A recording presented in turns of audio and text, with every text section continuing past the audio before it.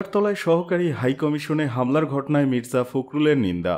ভারতের আগরতলায় বাংলাদেশের সহকারী হাইকমিশনে হামলার তীব্র নিন্দা জানিয়েছেন বিএনপি মহাসচিব মির্জা ফখরুল ইসলাম আলমগীর। বলেছেন, ভারত সরকার ও ভারতীয় জনগণের প্রতি আমাদের অনুরোধ থাকবে, আপনাদের অভ্যন্তরীণ রাজনীতির কৌশল হিসেবে বাংলাদেশে ঘৃণার ব্যবহার উভয় দেশের সম্পর্কে দীর্ঘস্থায়ী টানাপোড়েনের সৃষ্টি করবে। মঙ্গলবার দুপুরে এক বিবৃতিতে তিনি এ ঘটনার নিন্দা জানান। ফখরুল বলেন, হিন্দু সংঘর্ষ সমিতি নামের সংগঠনের সদস্যরা সহকারী হাইকমিশন প্রাঙ্গণে যে আক্রমণ করেছে তা পূর্ব পরিকল্পিত বলে ধারণা হয়। সহকারী হাইকমিশনের ভেতরে ঢুকে বাংলাদেশের পতাকা নামিয়ে তাতে আগুন দেয়া এবং ভাঙচুর করা জেনেভা কনভেনশনের সুস্পষ্ট বরখেলাপ। বিএনপি মহাসচিব আরও বলেন, আমরা আশা করব নতুন বাংলাদেশের নাগরিকদের গণতান্ত্রিক আকাঙ্ক্ষার প্রতি ভারতীয়রা শ্রদ্ধাশীল হবেন ও বিগত ফ্যাসিস্ট আওয়ামী শাসনকালের যেসব নেতা ভারতে অবস্থান করছেন তাদের ফিরিয়ে দিয়ে বিচারে সহায়তা করবেন। ভারতকে বুঝতে হবে, এটা শেখ হাসিনার বাংলাদেশ নয়, মন্তব্য আসিফ নজরুলের।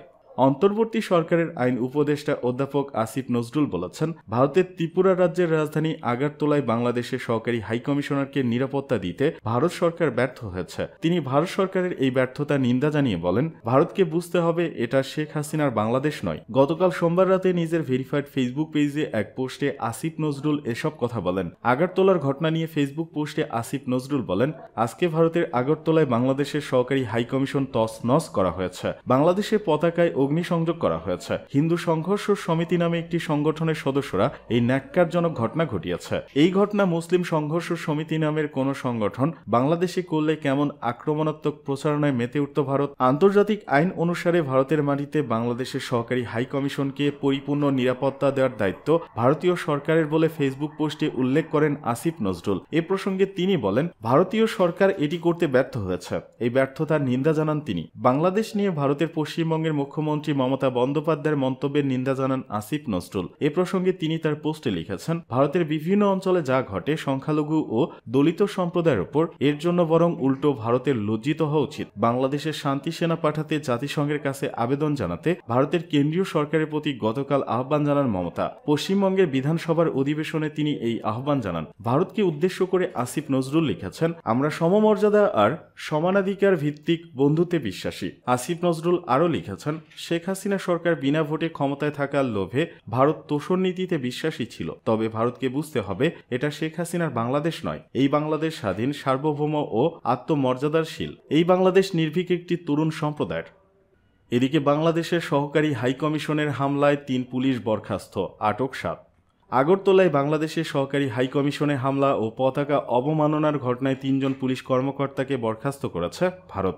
এছাড়া হামলায় জড়িত থাকার সন্দেহে 7 জনকে আটক করা হয়েছে। ভারতীয় সংবাদ মাধ্যম এনডিটিভির খবরে তথ্য জানানো হয়েছে। প্রতিবেদনে বলা হয়েছে, সোমবার আগরতলায় বাংলাদেশ সহকারী কমিশন প্রাঙ্গণে উগ্র হিন্দুত্ববাদীদের হামলা ও প্রতিবেশী দেশের জাতীয় পতাকা অবমাননার ঘটনায় ত্রিপুরা পুলিশ তাদের 3 জন সাব ইন্সপেক্টরকে বরখাস্ত করেছে এবং দায়িত্বে অবহেলার অভিযোগে পুলিশ সদর দপ্তরের একজন পুলিশ উপ সুপারকে প্রত্যাহার করেছে। এছাড়া হামলায় জড়িত থাকার অভিযোগে 7 জন ভারতীয়কে আটক করা হয়েছে। পশ্চিম ত্রিপুরা পুলিশের এসপি কিরণ কুমার জানান, এই ঘটনায় আগরতলার নিউ ক্যাপিটাল কমপ্লেক্স থানায় পুলিশ বাদী হয়ে একটি মামলা করেছে। এ ব্যাপারে পুলিশ ইতিমধ্যে তদন্ত শুরু করেছে এবং আইন অনুযায়ী ব্যবস্থা নেবে। সোমবার দুপুরে ভারতের উত্তর পূর্বাঞ্চলের ত্রিপুরা রাজ্যের উত্তর আগরতলায় বাংলাদেশের সহকারী হাইকমিশনে হামলা চালান হিন্দুত্ববাদী সংগঠন হিন্দু সংঘর্ষ সমিতি সহ কয়েকটি সংগঠনের সমর্থকরা। তারা সহকারী হাইকমিশনে ঢুকে ভাঙচুর চালান ও বাংলাদেশের পতাকা নামিয়ে ছিঁড়ে ফেলেন। ঘটনাটিকে দুঃখজনক বলে বর্ণনা করেছে ভারতের পররাষ্ট্র মন্ত্রণালয়। তারা বলেছে, কূটনৈতিক ও কনসুলার সম্পত্তি কোনো অবস্থাতেই লক্ষ্যবস্তু করা উচিত নয়। নয়াদিল্লিতে বাংলাদেশ হাইকমিশন এবং দেশের অন্যান্য স্থানে তাদের উপ ও সহকারী হাইকমিশনের নিরাপত্তা ব্যবস্থা জোরদার করার জন্য সরকার ব্যবস্থা নিচ্ছে। এদিকে আগরতলার হামলার বিষয়টি পূর্ব পরিকল্পিত উল্লেখ করে নিন্দা ও কড়া প্রতিবাদ জানিয়েছে বাংলাদেশ। পররাষ্ট্র মন্ত্রণালয়ের এক বিবৃতিতে বলা হয়েছে, হামলার ঘটনা বাংলাদেশ সরকারকে গভীরভাবে ক্ষুব্ধ করেছে। ঘটনা প্রবাহ দেখে এটা প্রমাণিত হয়েছে যে হামলাটি পূর্ব পরিকল্পিত। এই ঘটনা কূটনৈতিক সম্পর্ক বিষয়ক ভিয়েনা সনদের লঙ্ঘন।